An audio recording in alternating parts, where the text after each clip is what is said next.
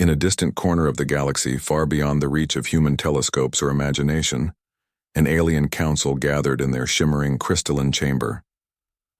The room was vast, filled with glowing orbs that floated gently above intricate carvings etched into the floor.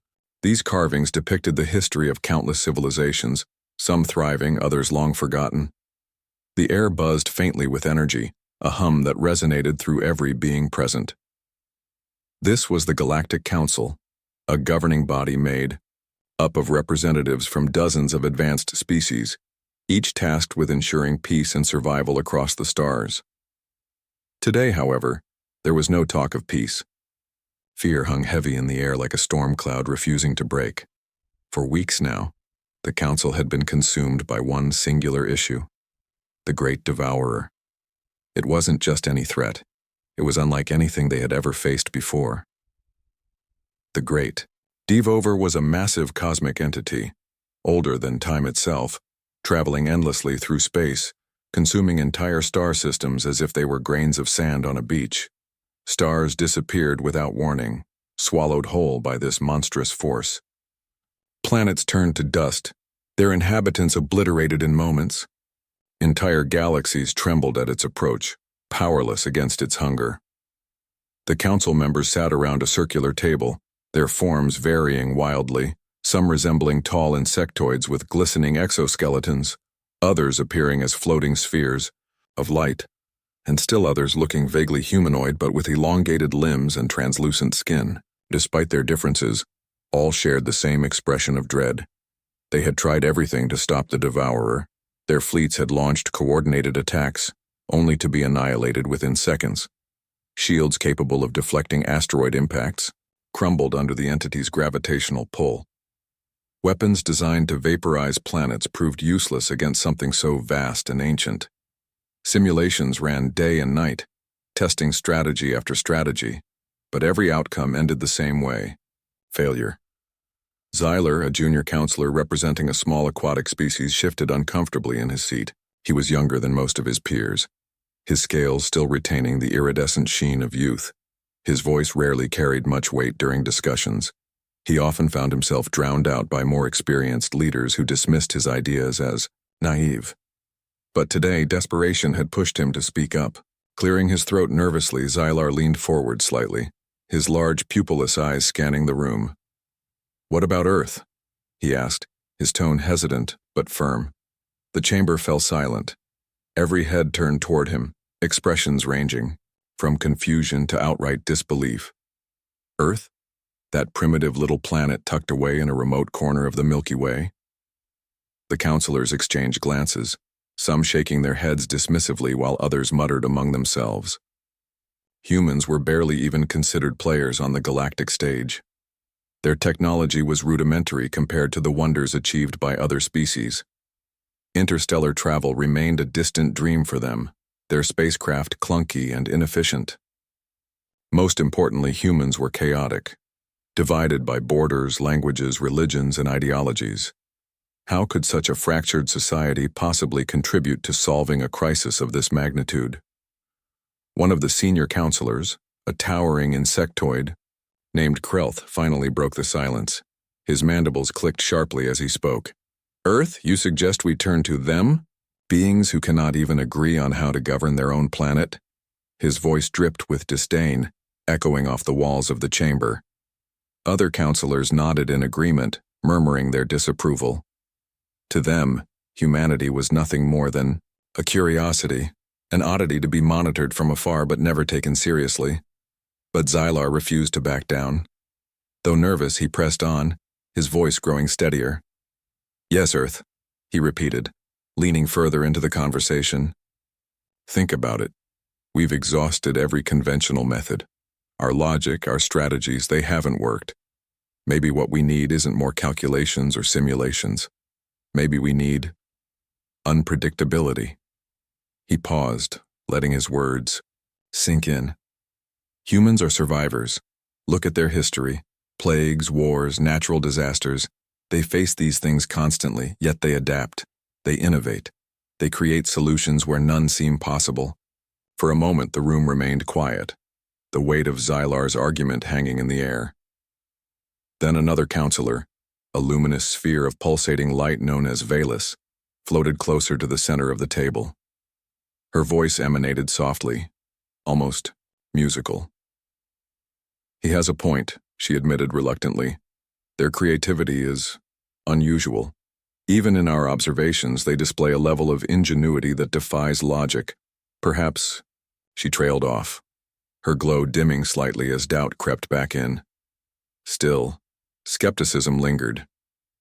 Many counselors scoffed openly at the idea of turning to Earth for help. After all, what could a species that hadn't even mastered faster than light travel offer against a cosmic terror like the Great Devourer? Yet as days passed and no new solutions emerged, curiosity began to take root. Xylar took advantage of this shift in mood, diving deeper into classified archives to gather evidence supporting his claim. What he discovered astonished even him. Decades ago, probes sent near Earth had captured strange patterns of behavior among humans. Despite their divisions, they demonstrated remarkable resilience when faced with existential threats. Natural disasters brought communities together instead of tearing them apart. Scientists worked tirelessly to cure diseases once thought incurable, driven by sheer determination.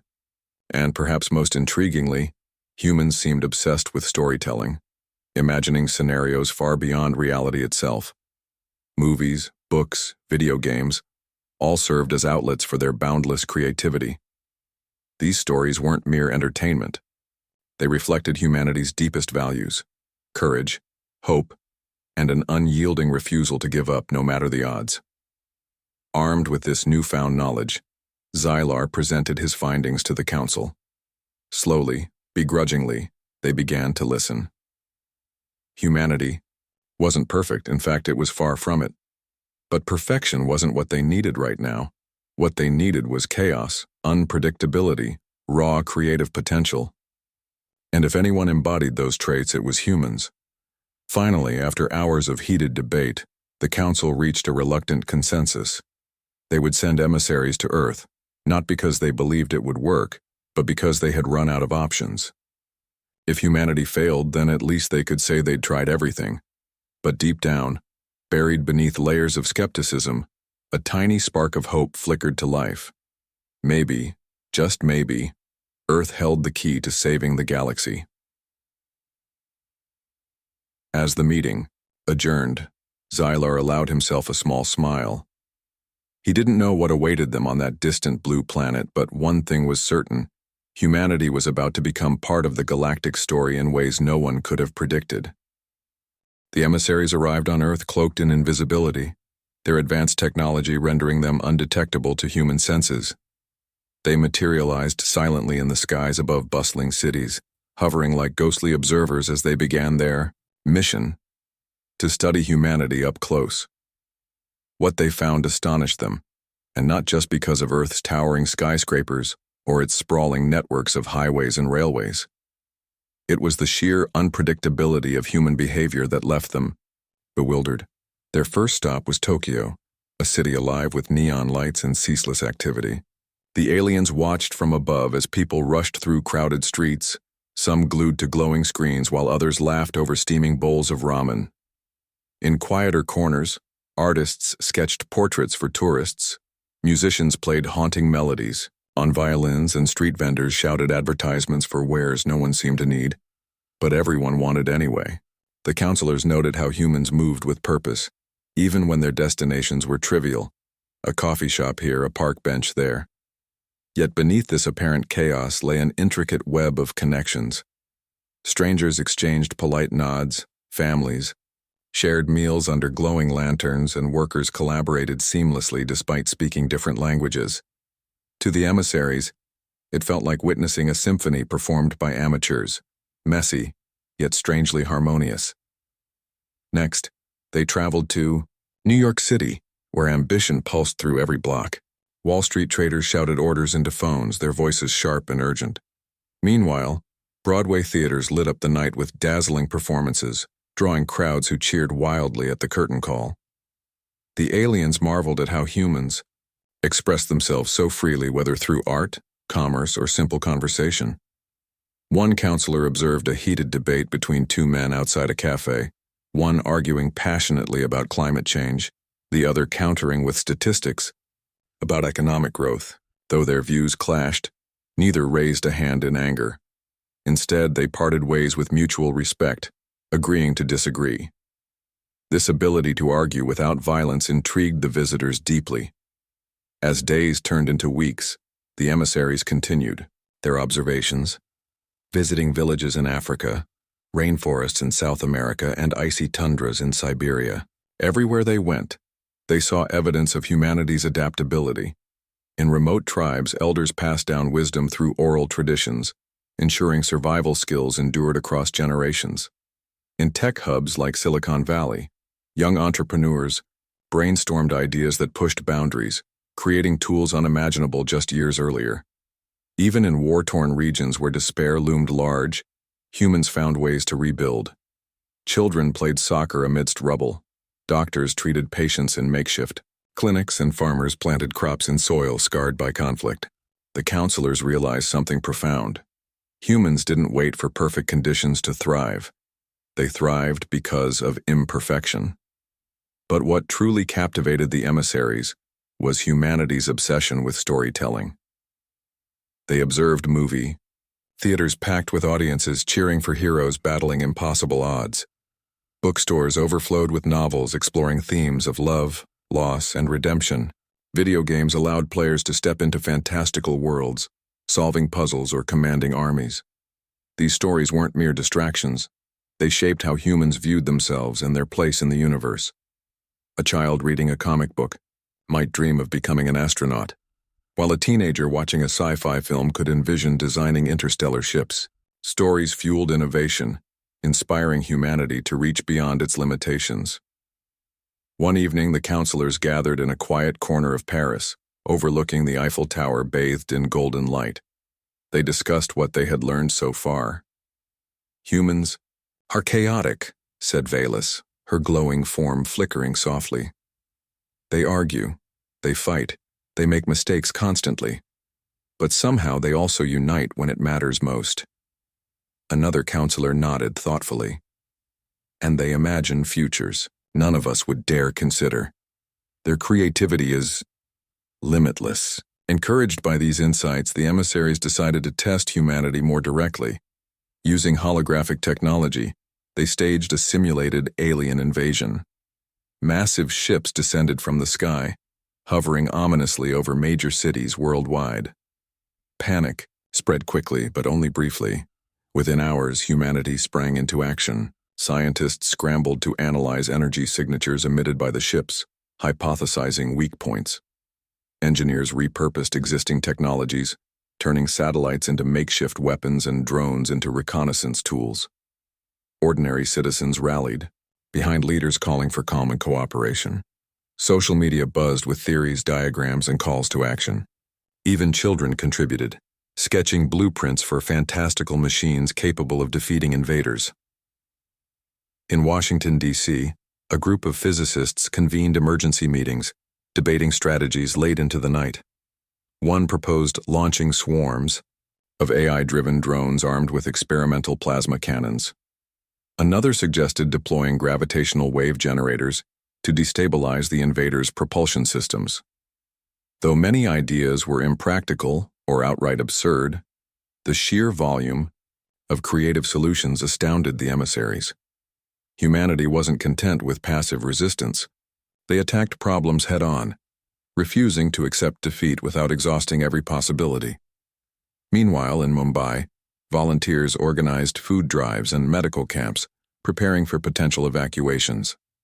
Local artists painted murals depicting unity, reminding residents that fear couldn't divide them. Similar scenes unfolded globally, from Rio de Janeiro to Cairo to Sydney, as humanity demonstrated resilience and solidarity in the face of crisis. The counselors watched in awe, realizing they had underestimated Earth's inhabitants. Humans weren't just surviving, they were thriving under pressure, channeling fear into determination and imagination into action.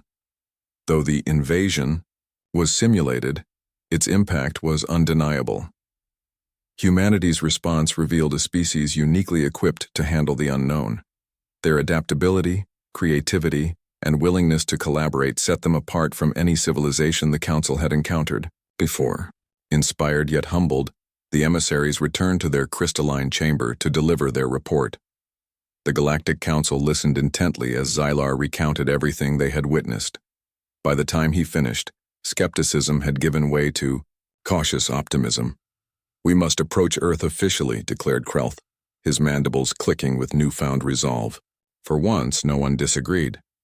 Humanity had proven itself worthy of consideration, not because it was flawless, but because it embodied qualities essential for overcoming impossible challenges: courage, ingenuity, resilience. As plans were made to reveal their existence to Earth, the Council knew one thing for certain. The fate of the galaxy now rested in the hands of a species that refused to give up, even when the odds seemed insurmountable. Back on Earth, life resumed its usual rhythm. People returned to work, school, and leisure, blissfully unaware of the cosmic drama unfolding above them. But somewhere, tucked away in quiet corners of bustling cities, dreamers continued crafting stories of bravery and hope. Because somewhere, deep down, humanity knew the next great challenge might be just around the corner, waiting for another leap of faith and creativity. When the Galactic Council finally decided to reveal themselves to humanity, they approached the task with both caution and reverence. This was no ordinary diplomatic mission. It was a moment that would redefine Earth's place in the universe. The emissaries chose a quiet coastal town in Norway as their landing site, a location far from major cities but accessible enough to ensure global attention. Under the cover of twilight, their sleek silver ship descended silently from the sky, its surface shimmering like liquid metal. As it touched down on a grassy field overlooking the ocean, an eerie stillness enveloped the area. Birds stopped chirping, waves seemed to hush, and even the wind paused mid-whistle. News of the landing spread rapidly. Within hours, reporters, scientists, and curious onlookers flocked to the scene, their cameras flashing and phones recording every detail. Governments scrambled to respond, unsure whether this was a threat or an opportunity. Military jets circled overhead, their engines roaring in stark contrast to the serene silence of the alien vessel. Yet, despite the chaos surrounding them, the emissaries remained calm, emerging from their craft with deliberate slowness. Their forms were humanoid, yet distinctly alien. Tall, slender beings with luminous eyes and skin that glowed faintly under the moonlight. They raised their hands in a gesture of peace, speaking not with words but through a telepathic connection that resonated in the minds of everyone present. "We come not as conquerors," their leader intoned, his voice echoing softly within, each listener's thoughts memo but as seekers of aid. "Our galaxy faces annihilation, and we believe your species holds the key to our survival." At first, disbelief rippled through the crowd. Some laughed nervously, convinced this was an elaborate hoax. Others recoiled in fear, shouting warnings about invasion or experimentation.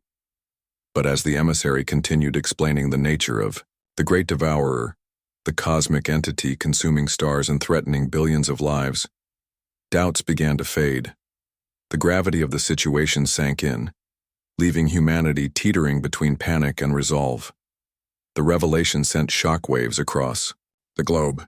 News outlets broadcast the event live, translating the emissary's message into every language imaginable. Social media exploded with reactions ranging from awe to skepticism.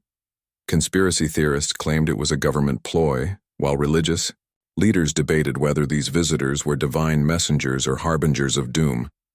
Yet amidst the noise, a sense of unity began to emerge. For perhaps the first time in history, humanity faced a challenge that transcended borders, politics, and ideologies. It wasn't just Earth at stake, it was the entire galaxy. Global leaders convened emergency summits, pooling resources and expertise to address the crisis. Scientists from rival nations set aside decades of animosity, collaborating in ways previously unimaginable. Astrophysicists worked alongside engineers, biologists teamed up with computer programmers, and philosophers joined forces with artists to explore unconventional solutions. Universities opened their doors to anyone willing to contribute, transforming campuses into hubs of innovation. Even everyday citizens played a role, sharing ideas online and volunteering for projects aimed at defending Earth, and by extension, the galaxy. One particularly groundbreaking proposal came from a young astrophysics student named Elena Rodriguez. Growing up in a small village in Argentina, Elena had always dreamed of exploring the stars. Now she found herself presenting her research to the United Nations. Her idea was simple yet daring. Use Earth's magnetic field as a shield against the Great Devourer. By amplifying the planet's natural defenses with advanced technology, humanity could create a barrier capable of deflecting the entity's gravitational pull. While many dismissed her theory as too ambitious, others saw potential. Teams of engineers immediately began running simulations, refining her concept into something tangible. Meanwhile, tech giants partnered with aerospace companies to develop what would become Earth's most audacious project yet: Star Destroyers. These weren't traditional warships designed for combat. Instead, they were massive orbital platforms equipped with experimental weaponry powered by fusion reactors.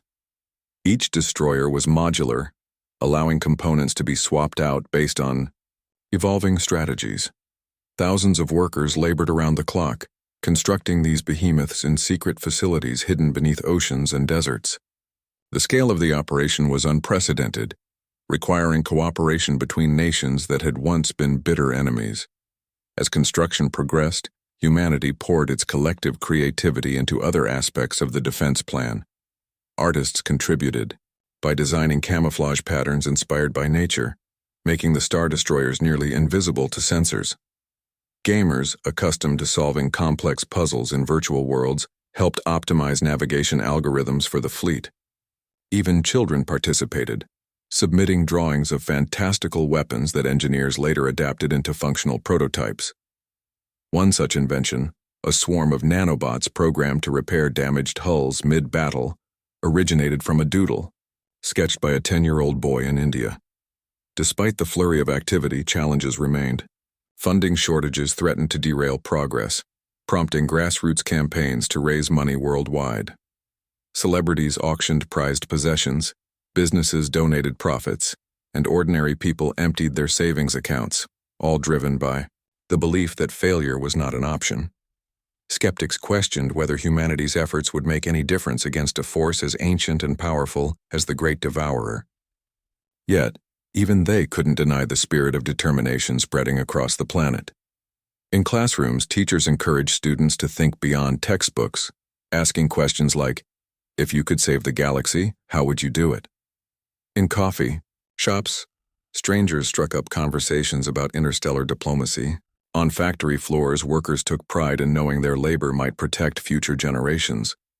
Humanity wasn't just preparing for battle. It was rediscovering its capacity for greatness. Months passed, and the Star Destroyers neared completion. Orbital platforms dotted Earth's atmosphere, each housing cutting-edge technology developed collaboratively across continents. Meanwhile, the Galactic Council watched from afar, astonished by humanity's progress. What had started as a desperate gamble had transformed into a testament to resilience and ingenuity. Delegates from various species visited Earth, eager to learn from the planet that defied expectations. They marveled at how humans turned fear into action, chaos into order, and uncertainty into hope. Finally, the day arrived when humanity unveiled its secret weapon, not brute force, but adaptability. Leaders gathered at a command center deep underground, surrounded by monitors displaying real-time data from the Star Destroyers. Outside, billions of people tuned in to watch live broadcasts, holding their breath as the fleet launched into space. One by one, the destroyers emerged from hidden silos, their sleek forms glinting in the sunlight as they formed a defensive perimeter around the approaching devourer. Back on Earth, streets emptied as families huddled together in front of screens, praying for success. In living rooms, parks, and public squares, humanity stood united, hearts pounding with anticipation. No one knew if their efforts would succeed, but they had done everything in their power to fight back. As the Star Destroyers prepared to engage the enemy, a profound realization settled over the planet. Humanity might be small in the grand scheme of the cosmos, but its courage made it mighty. Though victory was far from guaranteed, one truth became undeniable. Earth had risen to meet the challenge, proving that even in the face of overwhelming odds, hope could light the darkest corners of the universe. And somewhere, tucked away in quiet corners of bustling cities, dreamers continued crafting stories of bravery and hope. Because somewhere deep down, humanity knew. The next great challenge might be just around the corner, waiting for another leap of faith and creativity. The moment humanity had been preparing for finally arrived. The great devourer loomed closer, its immense gravitational pull distorting the fabric of space itself. Stars flickered and vanished as the entity consumed everything in its path, leaving behind a trail of emptiness that stretched across light years. From Earth's vantage point, telescopes captured chilling images of entire solar systems collapsing into nothingness. Panic surged globally, but it was tempered by the knowledge that humanity, and their newfound allies, had prepared for this day. As the Star Destroyers took position around the Devourer, their sleek forms shimmered under the dim light of dying stars. Each destroyer was equipped with experimental technology designed to disrupt the cosmic entity's core. Fusion reactors hummed softly, powering arrays of electromagnetic emitters capable of generating synchronized pulses. These pulses were humanity's last hope, a desperate attempt to destabilize the Devourer's gravitational field and force it to collapse inward upon itself. It was a risky plan, fraught with uncertainty, but there were no other options left. Inside, the command center deep beneath Earth's surface, tension crackled like static electricity. Monitors displayed real-time data streaming from the fleet, showing the Devourer's monstrous form growing larger with each passing second. Scientists and engineers worked tirelessly, fine-tuning calculations and adjusting parameters. Military leaders coordinated strategies, ensuring every ship remained synchronized. Meanwhile, diplomats communicated with representatives from the Galactic Council, who watched anxiously from observation decks nearby. Humanity wasn't alone in this fight. They carried the hopes of countless civilizations on their shoulders.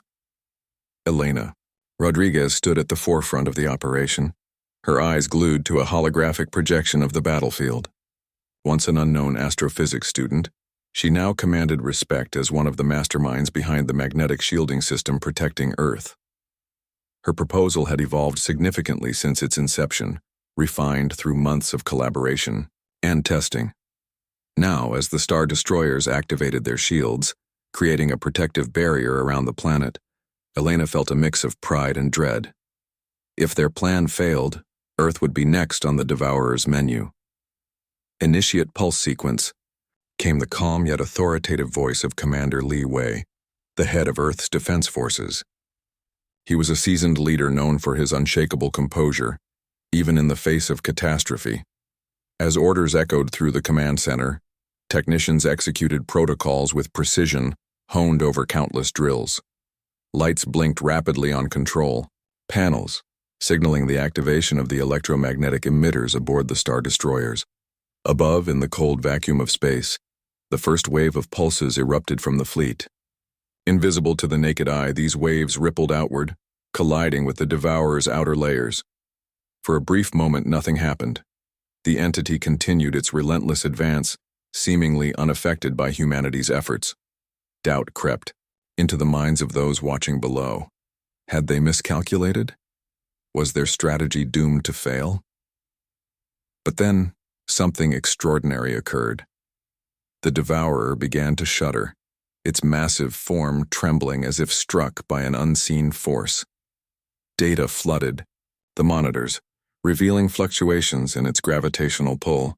Encouraged by this development, the team intensified the pulse sequence, increasing both frequency and intensity. The Star Destroyers worked in perfect harmony, their movements choreographed down to the millisecond. Slowly but surely, the Devourer's stability started to falter. Back on Earth, billions held their breath as news anchors provided live updates. In cities around the world, crowds gathered in public squares, staring up at giant screens displaying footage of the battle. Children clung to their parents, tears streaming down their faces, while elderly individuals whispered prayers to deities they hadn't spoken to in decades. Even skeptics found themselves rooting for success, unable to deny the collective effort that had brought humanity to this pivotal moment. On board the lead destroyer, Captain Marcus Hale monitored the situation closely. A former astronaut turned military strategist, he had dedicated his life to exploring the cosmos. Now, he led humanity's charge against a threat beyond comprehension. "Hold steady," he instructed his crew, his voice steady despite the weight of responsibility pressing down on him. "We're doing what we trained for." As the pulses grew stronger, cracks began to appear in the Devolver's structure. Its once impenetrable form fractured, releasing bursts of energy that illuminated the surrounding void. The sight was both terrifying and mesmerizing, a cosmic spectacle unlike anything witnessed before. Scientists scrambled to document the HFY phenomenon, knowing it might hold clues about the nature of existence itself. Finally, after what felt like an eternity, the Devourer let out a final, deafening roar, a soundless explosion of light and energy that engulfed the nearby star destroyers. For a split second, everyone feared the worst. Then silence. The Devourer was gone, its colossal mass reduced to scattered particles drifting aimlessly through space. Cheers erupted simultaneously across Earth and throughout the galaxy. Humanity had succeeded where others had failed. They had saved not only their own planet, but countless worlds teetering on the brink of destruction. In the aftermath, celebrations broke out worldwide. Fireworks lit up night skies, music blared. From speakers, and strangers embraced in joyous relief. Leaders delivered speeches praising humanity's ingenuity and unity, while scientists marveled at the implications of their achievement. Schools incorporated lessons about the event into curriculums, ensuring future generations understood the importance of perseverance and cooperation. For the Galactic Council, the outcome was equally transformative. They reconvened in their crystalline chamber, humbled by their misjudgment of Earth's potential. Delegates from various species expressed gratitude openly, acknowledging humanity's role in averting galactic annihilation. Discussions shifted toward integrating Earth into interstellar affairs, recognizing its unique strengths and contributions. Trade agreements were proposed, cultural exchanges initiated, and scientific partnerships forged. Meanwhile, humanity adapted cautiously to its newfound status among the stars. While excitement buzzed globally, concerns lingered about maintaining sovereignty and avoiding exploitation. Governments established committees to oversee interactions with extraterrestrial entities, ensuring transparency and fairness. Artists and writers drew inspiration from recent events, crafting stories that explored humanity's place in a vast, interconnected universe. Xylar, the junior counselor who had championed Earth's involvement, became a symbol of change within the Galactic Council. His peers respected him more than ever, valuing his insight and foresight. Together they drafted resolutions aimed at fostering greater collaboration between species, emphasizing the importance of diversity and creativity in solving universal challenges. Back on Earth, life gradually returned to normal, or as close to normal as possible after such a monumental event. People resumed daily routines, attending work, school, and social gatherings. Yet subtle changes persisted. Conversations often turned to topics like interstellar travel, alien cultures, and humanity's limitless potential. Dreamers continued, imagining futures once thought impossible, fueled by the knowledge that courage and innovation could overcome even the greatest obstacles. Somewhere, tucked away in quiet corners of bustling cities, children played games inspired by the battle against the Devourer. Their laughter echoed through parks, carrying whispers of hope and possibility. Because somewhere deep down humanity knew, though the immediate threat had passed, the universe remained full of mysteries waiting to be unraveled. And when the next challenge arose, humanity would rise again, with resilience, imagination, and an unyielding belief in the power of dreams. In the weeks following humanity's triumph over the Great Devourer, Earth transformed in ways both visible and intangible. The planet had earned its place among the stars, not through conquest or diplomacy, but by proving itself capable of rising to unimaginable challenges. News of Earth's role in saving the galaxy spread like wildfire across interstellar networks, sparking admiration and curiosity from civilizations light years away. For the first time, humanity wasn't just a footnote in galactic history, it was a beacon of hope, a symbol of resilience and ingenuity. The Galactic Council reconvened in their crystalline chamber, this time with representatives from Earth seated at the table. Among them were scientists like Elena Rodriguez, military leaders such as Commander Li Wei, and even ordinary citizens whose contributions had shaped humanity's victory. Their presence marked a new era of cooperation, one that recognized Earth, not merely as an ally but as an equal partner in shaping the future of the galaxy.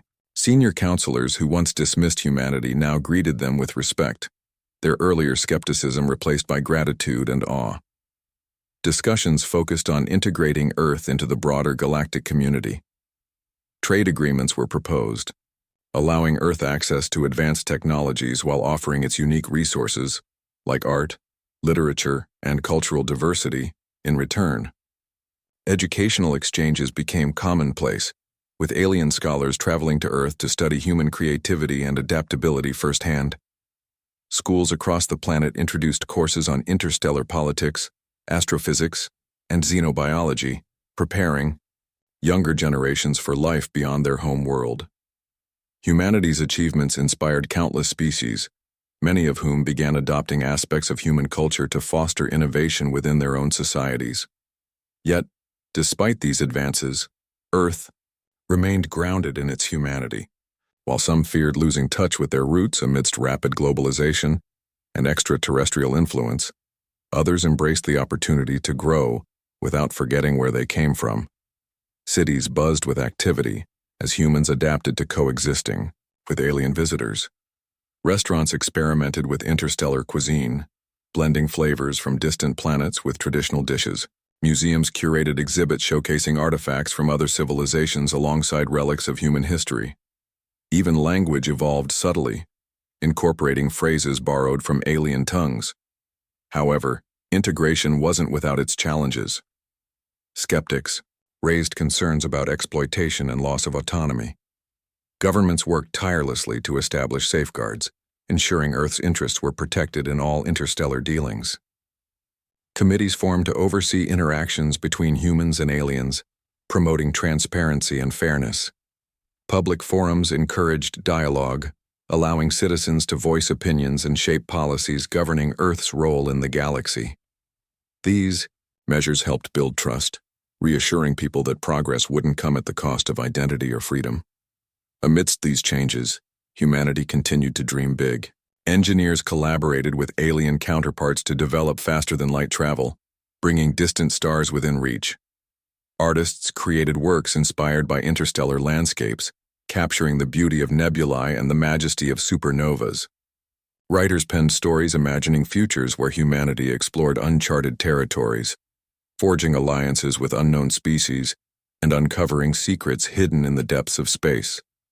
Each creation reflected humanity's boundless curiosity and determination to push boundaries.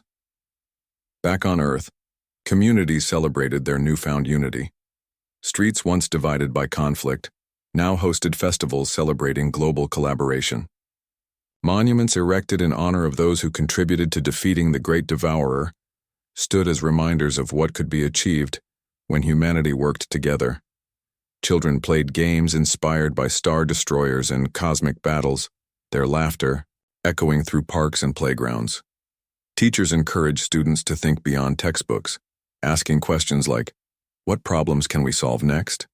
In coffee shops and town squares, conversations turned to topics like sustainable energy solutions, artificial intelligence ethics, and the search for extraterrestrial life. Even as Earth flourished under its elevated status, humility remained a defining trait. Humanity understood that their success against the Devourer didn't make them invincible. It simply proved they possessed qualities essential for overcoming adversity: courage, creativity, and resilience. These traits weren't unique to Earth. They existed in every corner of the universe, waiting to be nurtured and shared. By embracing collaboration rather than competition, humanity hoped to inspire others to unlock their potential. For Xylar, the junior counselor who had championed Earth's involvement, the experience was transformative. Once dismissed as naive, he now commanded respect among his peers, valued for his insight and vision. Together with Earth's representatives, he drafted resolutions aimed at fostering greater understanding between species, emphasizing the importance of diversity and empathy in addressing universal challenges. His journey served as a reminder that sometimes the smallest voices carried the most profound truths. As months passed, Earth settled into its role as a galactic leader. Orbital platforms housing star destroyers remained vigilant, ready to defend against any future threats. Scientists continued studying data collected during the battle with the Devourer, uncovering insights that deepened humanity's understanding of the cosmos. Meanwhile, artists painted murals depicting unity, musicians composed symphonies honoring bravery, and storytellers crafted tales of hope and perseverance. In quiet moments, humanity paused to reflect on how far they'd come. From a primitive, backwater planet teetering on the edge of insignificance, they had risen to become guardians of the galaxy. Yet they knew better than to rest on their laurels. The universe was vast and full of mysteries, each presenting opportunities to learn, grow, and innovate. Somewhere, tucked away in bustling cities and remote villages alike, dreamers continued crafting visions of the future. Because somewhere deep down humanity understood, no matter how daunting the challenge, their spirit would always find a way to shine brightly against the darkness. And so, life went on, a testament to humanity's ability to adapt, create, and endure. Whether facing cosmic terrors or everyday struggles, Earth's inhabitants remained steadfast in their belief that hope could light even the darkest corners of existence. After all, if they could save the galaxy once, who's to say they couldn't do it again?